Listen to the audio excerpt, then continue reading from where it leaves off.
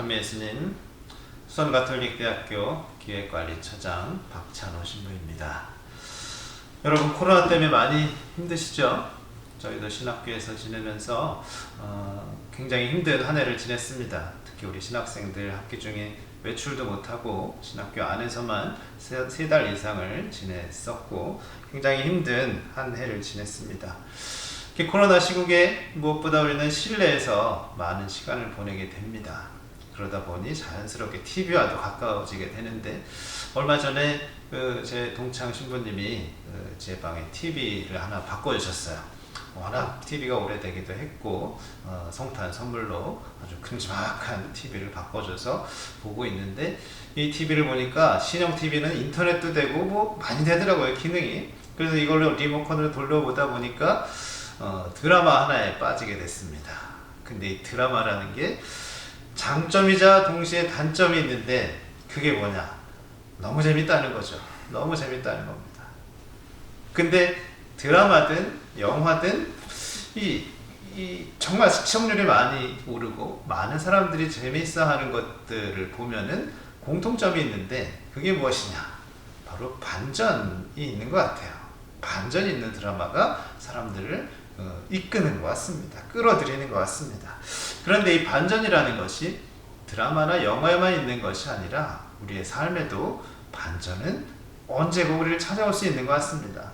제 삶에도 물론 그러한 일이 있었는데, 제가 독일에서 유학 중일 때 제 삶을 바꾼 큰 일이 있었습니다. 제 손등의 여기를 보면은 잘 안 보이실지 모르겠지만 화상 자국이 있어요.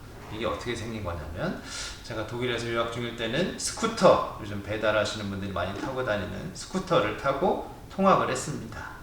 그런데 스쿠터를 타기 시작한 지 얼마 안 됐을 때, 좀 미숙했을 때 쫙 타고 내려가다가 이 커브 길에서 속도를 줄이지 못하고 이 보도 있죠, 보도블록 올라와 있는데 거기 부딪혀서 팍 넘어지는 일이 있었습니다. 그때 헬멧을 끼고 있었기에 다행이지, 안 그랬으면 큰일 날 뻔했어요. 이렇게 넘어져서 뻗어버린 거죠. 그런데 그때만 해도 젊었을 때니까 아픈 것보다 창피한 게 더 확 와닿아가지고 주섬주섬 챙겨가지고 다시 사는 데로 올라갔습니다. 피는 질질 흘리면서. 그렇게 하면 크게 넘어지고 나니까 다음날 이제 병원을 찾아갔는데, 다행히도 뼈가 부러지거나 그렇진 않았어요. 근데 그 당시에 얼굴도 다 긁히고 팔도 쫙 나가고 이 오른쪽 반은 거의 쓰지 못하게 되는 그러한 상황이 되었습니다. 그렇다 보니 움직이지를 못하니까 몸이 이제 찌뿌둥해지는 것이죠. 한 달, 2달 넘어가다 보니까. 그 전까지만 하더라도 이제 일주일에 한 번 정도는 그곳분들과 테니스도 치고 이렇게 지냈었는데, 그것도 못하게 되니까 몸이 막 힘들어지는 겁니다. 그래서 곰곰이 생각하다가 이거라도 해봐야겠다 라고 결심을 한 것이 뛰는 거였어요. 오래 달리기 하는 거, 조깅하는 거. 그때부터 천천히 뛰기를 시작을 했습니다. 사실 제가 오래 달리기는 다시는 내가 하는 사람이 아니다 라고 고등학교 때 다짐을 한 일이 있었는데, 궁색해지다 보니까, 몸이 힘들어지다 보니까 정말 내가 싫어하는 것이지만 이걸 한번 해봐야겠구나, 뛰기 시작했습니다. 처음에 시작했을 때 1분, 2분 지났을 때 굉장히 힘들었어요. 숨이 턱까지 차오르고 심장이 터질 것 같았습니다. 그런데 그것이 조금씩 몸에 숙련이 되다 보니까 10분, 20분, 30분 뛰면 쓸수록 이제 쾌감이 느껴집니다. 그때부터 이제 운동이 조깅이 저의 삶이 된 것이죠. 그렇게 시작한 것이 이제 16년 넘게 지금까지도 해오고 있습니다.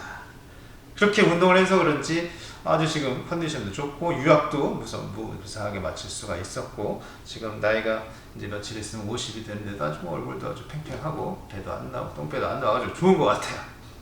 왜 제가 이 말씀을 드리느냐?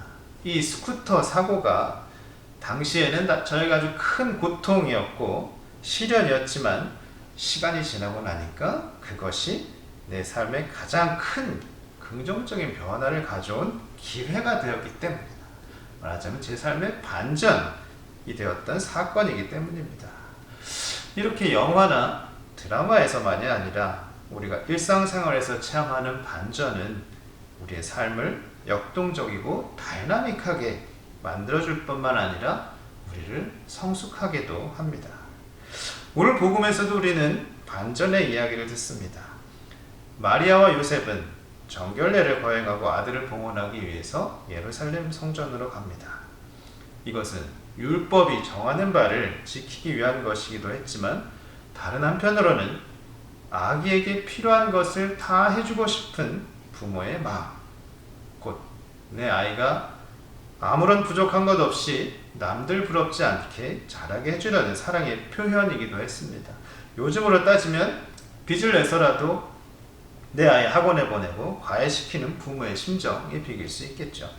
마리아 요셉은 그 복된 예식의 자리에서 놀라운 체험을 하게 됩니다.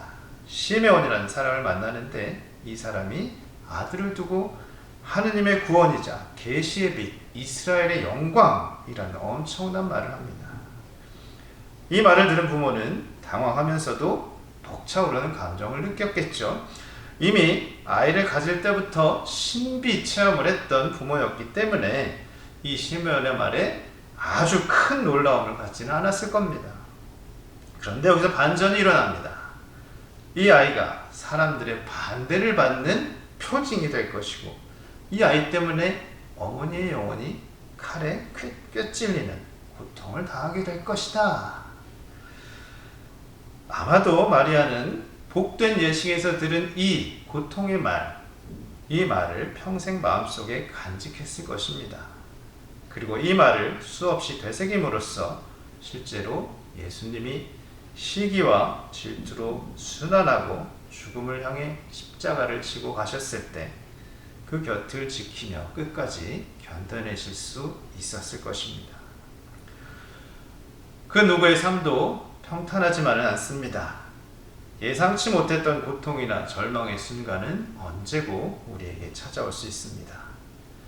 지금 우리가 1년 가까이 코로나 전염병으로 인해서 고통을 겪고 있는데 그 전에 누가 이런 상황을 상상이나 했겠습니까? 사실 예수님의 탄생 자체도 큰 반전입니다. 이 세상을 구원하신 메시아가 어떻게 그렇게 한없이 작고 힘없는 모습으로 오시리라고 누가 예상이나 했겠습니까? 그러나 그 반전이 인류의 근본적인 구원을 가능하게 했습니다.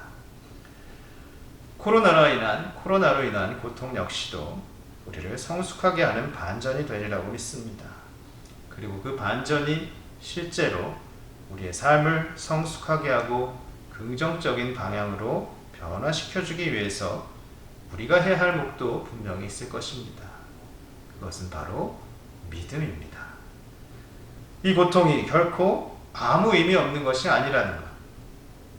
그리고 이 고통을 통해 우리를 더 좋은 길로 그분께서 이끌어 주시리라는 믿음. 그 믿음으로 우리 각자의 자리를 묵묵히 지키는 것. 성모님이 가지셨던 그 믿음과 삶이 우리 안에도 자리 잡기를 바라면서 성탄 시기를 지내면 좋겠습니다.